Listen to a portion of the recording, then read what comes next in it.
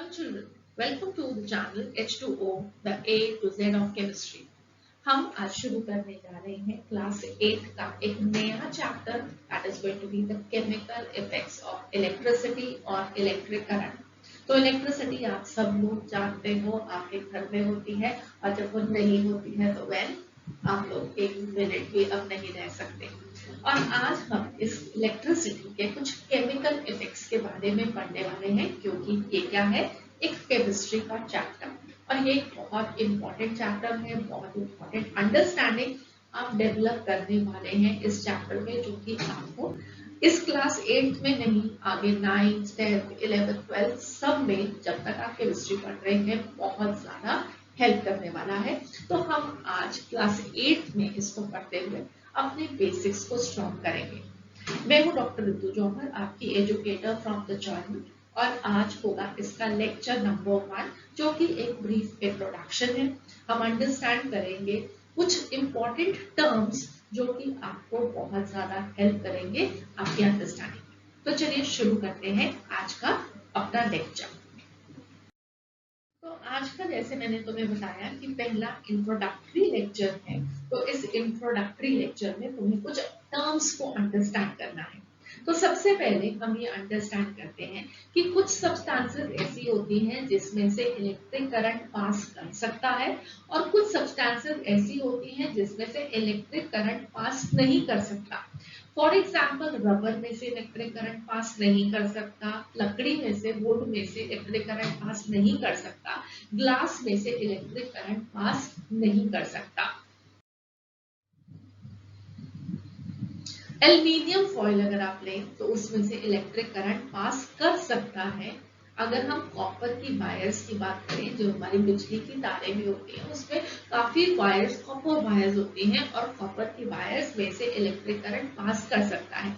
अगर आपने हमारा already metals and non metals वाला चैप्टर की डिटेल्ड वीडियो लेक्चर्स को देखा है, तो आप लोगों ने अंडरस्टैंड जरूर किया है कि मेटल्स वो सब्सटेंसेस होते हैं जो कि अपने में से इलेक्ट्रिक करंट को पास करने देते हैं। और उसमें हमने एल्यूमिनियम और कॉपर के एग्जांपल्स को स्टडी किया है कि they allow the passage of electric current through them, they are good conductors of electricity. पढ़ा है ना आप लोगों ने? तो एल्यूमिनियम में से इलेक्ट्रिक करंट पास कर सकता है, कॉपर वायर्स में से इलेक्ट्रिक करंट पास कर सकता है। अगर आप टैप वाटर लेंगे ना, तो टैप वाटर में से भी इलेक्ट्रिक करंट पास कर सकता है। कैसे करता है, इसके बारे में हमने इस चैप्टर में सीखना है, तो डिटेल में इसको अंडरस्टैंड भी करेंगे हम अपने अपकमिंग लेक्चर्स में। ऑलराइट, तो यहाँ पे आप बहुत सारे इलेक्ट्रिकल अप्लायंसेस देख सकते हो। तो इन इलेक्ट्रिकल अप्लायंसेस में ऐसी चीजें हैं जिसमें से इलेक्ट्रिक करंट पास कर सकता है। हमारा रेफ्रिजरेटर कूल करता है, तो कब कूल करता है? वेल, वो तब कूल करता है जब आप उसका प्लग जो है वो सॉकेट में डाल के स्विच को ऑन करते हैं, है ना? ऐसा ही होता है ना। अगर स्विच को ऑफ करते हैं या प्लग को आपने सॉकेट में नहीं डाला, तो उसमें से इलेक्ट्रिक करंट पास नहीं करता। तो वेल, इसके अंदर फ्रिज में हो, चाहे अवन हो, चाहे वॉशिंग मशीन हो, हीटर्स है, मिक्सी है, इन सब में कुछ वो सब्सटेंसेस प्रेजेंट है जिसमें से इलेक्ट्रिक करंट पास कर सकता है। बट इनकी जो बॉडी होती है, जब आप उसको टच करते हैं तो उसमें से इलेक्ट्रिक करंट पास नहीं करता, क्योंकि ये उन सब्सटेंसेस से बने होते हैं जिनमें से इलेक्ट्रिक करंट ना पास करे, और जब हम उनको पकड़े तो हमें करंट ना लगे, राइट? तो ये उनमें से उन सब्सटेंसेस से बने हुए हैं जिनमें ऐसे कंपोनेंट्स भी हैं जिसमें से इलेक्ट्रिक करंट पास कर सके और ये अपना फंक्शनिंग कर सके, और जिन पार्ट्स को हम हाथ लगाते हैं वहां वो करंट पास नहीं करे और हमें करंट नहीं लगे। यहाँ पे आप पढ़ सकते हो, इस पे लिखा है डिस्टिल्ड वाटर। अभी हमने टैप वाटर के बारे में भी पढ़ा था। तो मैंने टैप वाटर में आपको बताया कि इलेक्ट्रिक करंट पास कर सकता है, but surprisingly what you will find is कि ये भी वाटर है जिसे हम डिस्टिल्ड वाटर कहते हैं, और ये डिस्टिल्ड वाटर होता है 100% प्योर वाटर, और इसमें से इलेक्ट्रिक करंट पास नहीं करता। ठीक है, तो ये क्या है? This is 100% pure water. इसमें से इलेक्ट्रिक करंट पास नहीं करता, जबकि टैप वाटर में पानी के साथ साथ कुछ सॉल्ट्स भी प्रेजेंट होते हैं जिसकी वजह से उसमें से इलेक्ट्रिक करंट पास करता है। तो याद रखना, tap water conducts electricity, and distilled water, which is 100% pure water, this does not conduct electricity. तो अब हमें क्लासिफाई करना है इन सारे सब्सटेंसेस को on the basis whether they allow current to pass through them और they do not allow the current to pass through them. तो हमारे पास दो तरह की सब्सटेंसेस आ गई, एक जो कि गुड कंडक्टर्स ऑफ इलेक्ट्रिसिटी है और एक जो कि पुअर कंडक्टर्स ऑफ इलेक्ट्रिसिटी है। तो good and bad conductors of electricity क्या होते हैं? गुड कंडक्टर वो कंडक्टर या वो मटेरियल होता है जिसमें से इलेक्ट्रिक करंट पास कर सकता है। For example we have gold, we have silver, we have aluminium, we have copper. अभी हमने वायर्स को देखा था, तो वायर्स जो होती हैं वो गुड कंडक्टर ऑफ इलेक्ट्रिसिटी होती हैं, मगर वायर के बाहर एक कोटिंग होती है जो प्लास्टिक की कोटिंग होती है। प्लास्टिक से are bad conductors of electricity, they do not allow electric current to pass through them. ठीक है, so good conductors they are those which allow electric current to pass through them, and bad conductors they are those which do not allow electric current to pass through them. For example we have wood, we have rubber, we have plastic, इनमें से electric current pass नहीं करता। अब यहाँ पे मजे की बात ये है कि क्या हम हर एक चीज को टच करके देखेंगे कि उसमें से इलेक्ट्रिक करंट पास कर सकता है या नहीं? क्या हम हर एक चीज को बारे में जानकारी हमें रखनी पड़ेगी कि वो एक गुड कंडक्टर है या बैड कंडक्टर है, या कोई तरीका भी है जिससे हम ये चेक कर सकें कि वो जो सब्सटेंस है is that a good conductor of electricity और a bad conductor of electricity? तो वेल उसका आंसर है कि हमारे पास एक तरीका है जिससे हम सब्सटेंसेस को गुड या बैड कंडक्टर की तरह टेस्ट कर सकते हैं। So we have a tester. अब टेस्टर कैसे टेस्ट करेंगे? अंडरस्टैंड करो कि हमारे पास एक ये वाला स्विच है, ठीक है? तो ये एक स्विच है जो कि आप जनरली होटल्स में देखते हो, नहीं तो अदरवाइज आप अंडरस्टैंड करते हो कि आप जब अपने घर में जो स्विचेस हैं इलेक्ट्रिकल उसको ऑफ करते हैं तो आपकी ट्यूब नहीं जलती है, लाइट नहीं जलती है। जब आप उसको ऑन करते हो लाइट जलती है, राइट? बिल्कुल वैसे ही यहाँ पे क्या है, इसको जब आप इसको बाहर कर पुल कर देंगे तो इसमें से लाइट ऑफ हो जाएगी। जो भी इसके थ्रू चीजें रन कर रही हैं, अगर लाइट है तो वो ऑफ हो जाएगी, और इसको अगर आप वापस इंसर्ट कर देंगे तो वेल वो लाइट ऑन हो जाएगी। ठीक है, इसका मतलब क्या है? ये एक की है जिसके थ्रू हम एक सर्किट को कंप्लीट करते हैं। सर्किट का मतलब कि एक तार है जो कि हर जगह पे कंडक्ट कर सकते हैं। फॉर एग्जाम्पल अब ये एक वे है जिस तरीके से हम इस की को रिप्रेजेंट करते हैं। आप एक और पिक्चर में भी देख सकते हैं, यहाँ पे ये वाला ये पॉइंट, ठीक है, और ये वाला पॉइंट जो कि हम यहाँ पे डायग्राम में रिप्रेजेंट कर रहे हैं, हम यहाँ पे डायग्राम में रिप्रेजेंट कर रहे हैं। और यहाँ पे इसको क्या हमें करना है, ये इससे आगे वायर के साथ कनेक्टेड है, ये इधर से वायर के साथ कनेक्टेड है। इसके बाद यहाँ पे एक सेल है। सेल में से आप सब जानते हो कि जब आप अपने रिमोट कंट्रोल में सेल डालते हो तभी आपका रिमोट कंट्रोल चलता है, टीवी का चलता है ना? तो ये वो सेल है। सेल के एक पॉइंट पे हमने इस तार को लिया, दूसरे पॉइंट से फिर एक और तार के साथ कनेक्ट करके इसके साथ बल्ब ज्वाइन किया। इस बल्ब को फिर से वापस जाके हमने यहाँ पे इसके साथ कनेक्ट कर दिया, यहाँ पे बीच में तार है। तो ये सारी वो चीजें हैं जो कि कॉन्टिन्यूसली इलेक्ट्रिक करंट को कंडक्ट कर सकते हैं, और अगर ये कॉन्टिन्यूसली कंडक्ट करेंगे तो ये लाइट जलेगी, और अगर हम इसकी वजह से कॉन्टिन्यूसली कहीं पे भी ब्रेक आ जाएगी तो वो लाइट नहीं जलेगी। जैसे कि यहाँ पे एक ब्रेक है, आप देख सकते हो ये ऊपर है। अब जब ये ऊपर होगा तो ये लाइट नहीं जलेगी, जब ये इसको जाके नीचे टच कर जाएगा ना तो लाइट जल जाएगी। तो इसे हम बोलते हैं सर्किट। ठीक है, समझ में आया? तो वेल अगर हमारे पास कुछ ऐसा सिस्टम हो जिसमें हम चेक कर सके, अब ये वाली की जो है this is a good conductor of electricity. अगर हमने इस की के थ्रू यहाँ पे बीच में एक वायर लगा दी दो पॉइंट्स के थ्रू, तो वेल अब इसने इस बल्ब को कनेक्ट करके जला दिया, ठीक है। बट अगर आप इसकी जगह पे एक वायर ना डाल के इसकी जगह पे पेंसिल डाल दें, तो पेंसिल डालते ही क्या होगा, पेंसिल जब आप डालोगे तो ये पेंसिल जो होती है this is a bad conductor because this is would, और ये वुड में से जब कंडक्ट नहीं कर रही, ठीक है, तो ये लाइट क्या है, नहीं जलेगी। समझ में आ गया? ये की में क्या है, यहाँ पे एक वायर है which is the good conductor of electricity. यहाँ पे मैंने जब उसकी जगह पे वायर की जगह पे एक पेंसिल लगा दी तो this is a bad conductor of electricity, मेरा बल्ब नहीं चला। सो मैंने इस वायर को और पेंसिल को फाइंड आउट कर लिया विच इज अ गुड और बैड कंडक्टर ऑफ इलेक्ट्रिसिटी। अगर स्ट्रिप की जगह पे मैं मेटल की स्ट्रिप की जगह पे एक पेंसिल से इन दोनों पॉइंट्स को जोड़ूं तो यहाँ पे मेरे पास अगर बल्ब दिख रहा होता आपको तो वो जलता नहीं, जबकि यहाँ पे इन दोनों को आपस में टच करते तो वो जल पड़ता। I hope you are clear about this कि what is the good conductor and what is the bad conductor of electricity. A wire is a good conductor of electricity, wood is a bad conductor of electricity. Clear?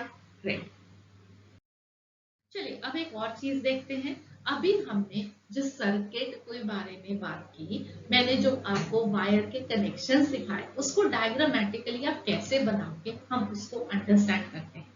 अब यहाँ पे क्या है, circuit diagram with close and open switch, ठीक है, तो उसको हम अंडरस्टैंड करते हैं। अभी हमने क्या किया था, हमने सबसे पहले एक बल्ब लगाया था, ये वाला बल्ब आप देख सकते हैं, ठीक है, ये वाला बल्ब जल नहीं रहा है, जबकि ये वाला बल्ब क्या है, ग्लो कर रहा है, ठीक है। So this is a lighted bulb,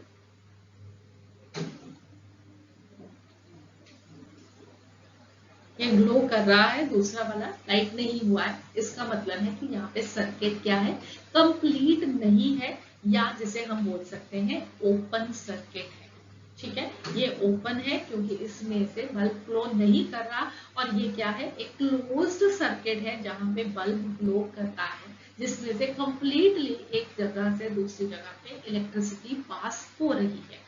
अब यहाँ पे नेक्स्ट चीज आप क्या देख सकते हो, ये वाली चीज, ये क्या बना हुआ है, आपको याद है अभी हमने जो डायग्राम बनाया, हमने जो पिक्चर बना देखी थी, उसमें एक सेल था। अब वो जो सेल है उसको हमने कैसे रिप्रेजेंट करना है, एक बिग लाइन के साथ, एक स्मॉल लाइन के साथ। बिग लाइन को साइड पे लिखना है पॉजिटिव और दूसरी साइड पे लिखना है नेगेटिव, ठीक है। तो एक सेल के दो एंड होते हैं, एक पॉजिटिव टर्मिनल होता है, एक नेगेटिव टर्मिनल होता है। तो बड़ी वाली लाइन पॉजिटिव टर्मिनल को रिप्रेजेंट करेगी, नेगेटिव वाली लाइन, छोटी वाली लाइन नेगेटिव टर्मिनल को रिप्रेजेंट करेगी, ठीक है। I hope this is clear. अब यहाँ पे आप कहोगे कि मैम एक बिग लाइन नहीं, दो बिग लाइंस और दो स्मॉल लाइंस है, इसका मीनिंग क्या हुआ, इसका मीनिंग ये है कि हमने क्या किया, एक सेल है उसके साथ एक और सेल जोड़ दिया, इसके साथ एक और भी जोड़ सकती हूँ, और भी जोड़ सकती हूँ, जितने मर्जी सेल में चाहूँ मैं जोड़ सकती हूँ, ठीक है। यहाँ पे कितने सेल जुड़े हुए हैं, यहाँ पे दो सेल्स को हमने कनेक्ट किया है, और जब दो या दो से ज्यादा सेल्स को हम कनेक्ट कर देते हैं आपस में तो हम इसको बोलते हैं battery. We will talk more about it a bit later, ठीक है। तो अब आपको अंडरस्टैंडिंग होगी, अगर मैं एक बिग लाइन और एक स्मॉल लाइन बनाऊंगी, positive negative, this is called as a cell, और जहां पे मैंने दो या दो से ज्यादा बिग स्मॉल लाइंस बना दी, they will be called as a battery, ठीक है। ये समझ में आ गया। अब उसके बाद नेक्स्ट हमने देखा था कि हमने क्या किया था, एक ये दो डॉट्स बनाई थी, राइट, और इसके बीच में वो वायर कनेक्टेड, और इसको हमने क्या कहा था, की कहा था, है ना, राइट। और दूसरा हमने एक इमेज में भी देखा था जहां पे वो दो डॉट्स बने हुए थे, मेटल के थे, और ये वाला एक जो स्ट्रिप था वो अभी जुड़ा हुआ नहीं था, ठीक है। अब यहाँ तो हम एक की को रिप्रेजेंट कर सकते हैं, ये वाली की क्या है, दिस इज क्लोज्ड, हमने इसको दोनों एंड्स को जोड़ दिया वायर के साथ। अब ये वाला यहाँ पे जुड़ा हुआ नहीं है, जब ये यहाँ पे जुड़ा हुआ नहीं है तब हम इसको क्या बोलेंगे, ओपन, ठीक है। इसमें से अब इलेक्ट्रिसिटी पास नहीं हो सकती क्योंकि ये जुड़े हुए नहीं। अगर मैं इसको एक लाइन बना के ए ऐसे जोड़ दूं तो this will be just similar to this one, a closed key, ठीक है।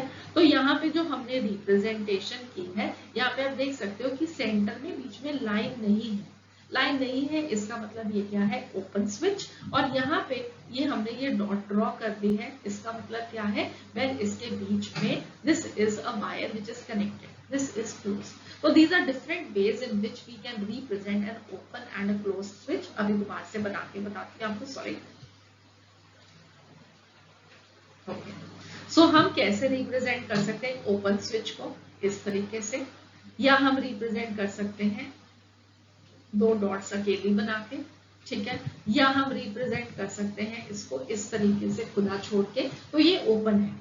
क्लोज्ड को हम कैसे रिप्रेजेंट करेंगे, या तो इसके बीच में डॉट ड्रॉ कर देंगे, या हमने ये दो डॉट्स ड्राई इसके बीच में वायर कनेक्ट कर देंगे, या हमने इसको इस तरीके से बंद कर दिया। So all these ways these are going to be closed and this is open switch. ठीक है, ओपन में से इलेक्ट्रिसिटी पास नहीं कर सकती, क्लोज में से इलेक्ट्रिसिटी पास कर सकती है। आई होप आप लोगों को ये टर्म समझ में आ रही है, क्योंकि ये टर्म्स हमारे इस चैप्टर को समझने के लिए बहुत ज्यादा जरूरी है। सो मैं आपको ये बता दी थी कि हम ये टेस्ट कर सकते हैं कि एक सब्सटेंस एक गुड कंडक्टर है या पुअर कंडक्टर है with the help of a tester. तो टेस्टर के लिए क्या होता है, what is a tester? Let's write that down, that this is an instrument that can test whether the given substance is conducting or not conducting, or this is an instrument which can test whether the substance is a good conductor of electricity or a poor conductor of electricity। कैसे test करेंगे, अब आप ये देखिए, आपके पास एक पेचकस है, सबके घरों में पेचकस होता है, आज आप भी ये टेस्ट करने वाले हैं। ठीक है, तो पेचकस में आप लोगों ने देखा होगा कि एक पोर्शन है जो कि मेटल का है, जिसके साथ आप एक पेच को टाइट करते हो। ठीक है, और दूसरे पीछे एक हैंडल होता है उसका, जिससे आप उसको पकड़ते हो। तो ये जो हैंडल है ये किसका बना हुआ होता है? प्लास्टिक का बना होता है, और ये वाला जो पोर्शन होता है ये मेटालिक होता है। ठीक है, अभी हमने ये पढ़ा कि metal is a good conductor of electricity, plastic is a bad conductor of electricity. क्या हम ये प्रूव कर सकते हैं? हम ये टेस्टर के साथ प्रूव कर सकते हैं। अब मेरा टेस्टर है क्या? मेरा टेस्टर है एक ये वायर, वायर के साथ जुड़ा हुआ एक सेल। ठीक है, और एक सेल के अंदर मैंने अभी आपको बताया दो टर्मिनल होते हैं, एक पॉजिटिव होता है एक नेगेटिव होता है। अगर आपने एक सेल को अच्छे से ध्यान से देखा है तो उसमें एक साइड पे एक थोड़ा सा पोर्शन बाहर निकला हुआ होता है, और दूसरी साइड पे सेल में बिल्कुल फ्लैट होता है नीचे से। ठीक है, दोनों सबने देखे हैं। तो वो हमारे सेल के पॉजिटिव और नेगेटिव टर्मिनल है, दो टर्मिनल है।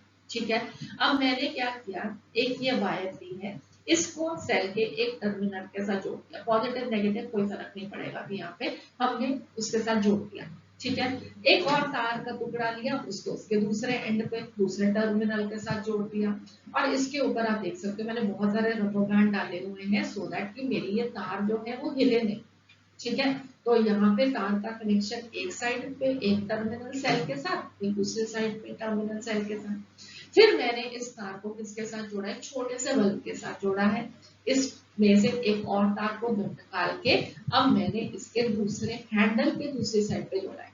इस हैंडल को छोड़ के बाकी सारा ये जो पोर्शन है, मेरी ये तार, ये सेल, अगली तार, बल्ब और अगली तार, ये मेरा टेस्टर है। ठीक है, अब मैंने टेस्टर को क्या किया है, टेस्टर की एक तार को यहाँ जोड़ा, एक को यहाँ पे जोड़ दिया। तो अगर मेरा ये गुड कंडक्टर है तो ये यहाँ से यहाँ तक इलेक्ट्रिसिटी को पास करेगा। ठीक है, या यहाँ गया, यहाँ गया, यहाँ इलेक्ट्रिसिटी आई, और ये सर्किट पूरा होगा तो ये बल्ब ग्लो करेगा। ये बल्ब ग्लो किया, इसका मतलब है this is the good conductor of electricity. अब दूसरी तरफ मैंने क्या किया, इस तार को हैंडल पे लगा दिया, एक एंड यहाँ पे, दूसरा एंड दूसरे हैंडल के एक और पोर्शन पे। अब यहाँ से यहाँ के बीच में कनेक्शन क्या है? हैंडल है। हैंडल किसका बना हुआ है? प्लास्टिक का बना हुआ है। प्लास्टिक बैड कंडक्टर है, मुझे कैसे पता लगा? क्योंकि ये बल्ब ग्लो नहीं किया। समझ में आया अब आपको? What is the good conductor of electricity, what is the bad conductor of electricity? इस टेस्टर की हेल्प से मैंने इस चीज को कैसे टेस्ट किया। I hope this is clear to you. आज हमने क्या समझा है? हमने ये समझा है कि substances they are good conductors of electricity, they are bad conductors of electricity, और हम उनको प्रूव कर सकते हैं with the help of a tester कि कौन सा गुड कंडक्टर है, कौन सा बैड कंडक्टर है। ठीक है, समझ में आए? Alright, that's good. अब ये मेरे टेस्टर जो है, मैं इसकी वर्किंग को पहले कंफर्म कैसे करूंगी कि मेरा टेस्टर भी सही काम कर रहा है या नहीं। ऐसा भी तो हो सकता है कि मेरा ये जो बल्ब ग्लो नहीं किया वो मेरा टेस्टर ही ठीक ना हो, ये भी तो हो सकता है ना। तो अब हमें सबसे पहले ये चेक करना है कि हमारा टेस्टर सही तरीके से कैसे काम करेगा। ठीक है, तो हमने क्या किया, join the free ends of a tester together for a moment. इसकी जगह पे इस तार का एक एंड और ये वाली तार का दूसरा ये वाला एंड, अगर आप इन दोनों को आपस में जोड़ दो तो भी तो सर्किट कंप्लीट हो जाएगा ना। तो अगर इनको दोनों को आपस में जोड़ने पे बल्ब ग्लो करता है तो इसका मतलब है कि मेरा टेस्टर वर्क कर रहा है।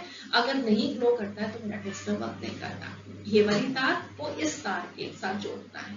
समझ में आ गया? So how will I confirm whether the tester is working और नॉट? मैंने अपनी ये वायर ली थी, इसको बल्ब के साथ जोड़ा था, फिर यहाँ इसके साथ जोड़ा था, फिर बल्ब के साथ जोड़ा, इसको इन दो ये वाला पोर्शन मैंने यहाँ पे कुछ नहीं लगाया, मैंने तार के इस एंड को और इस एंड को आपस में जोड़ दिया। अगर मेरा बल्ब ग्लो करता है इसका मतलब है मेरा टेस्टर काम कर रहा है। ठीक है, तो एक चीज है जो कि आपने अब अंडरस्टैंड की कि अगर मैं ये सबसे पहले अपने टेस्टर की वर्किंग को चेक करना है तो मैंने इस एंड को वायर के इस एंड के साथ जोड़ दिया और मेरा बल्ब ग्लो किया।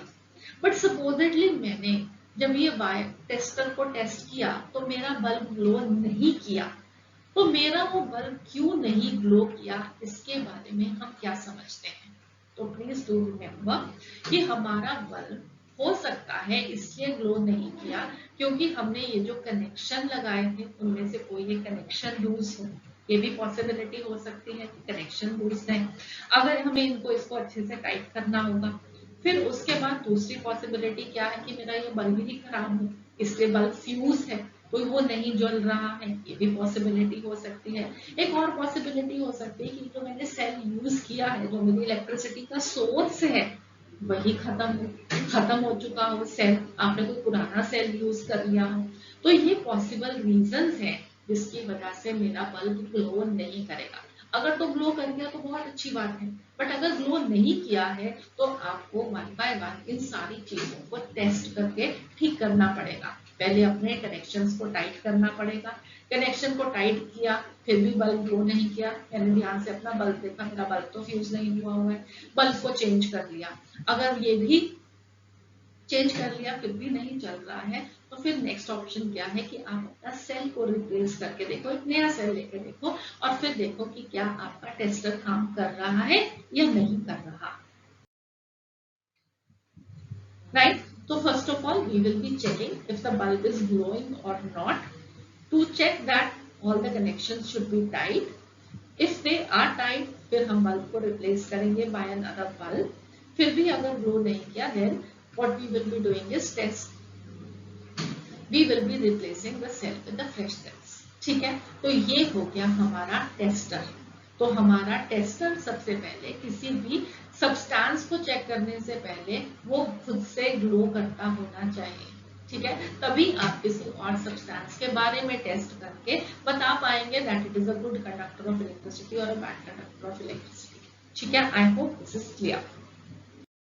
आज का हम लेक्चर यहीं पे फिनिश करते हैं। आई होप आप लोगों को आज के इस लेक्चर में ये समझ में आया कि कुछ सब्सटेंसेस वो होते हैं जो कि इलेक्ट्रिसिटी कंडक्ट कर सकते हैं, जिन्हें हम गुड कंडक्टर्स कहते हैं, और कुछ वो जिन्हें इलेक्ट्रिसिटी कंडक्ट नहीं कर सकते, जिन्हें हम बैड कंडक्टर्स कहते हैं।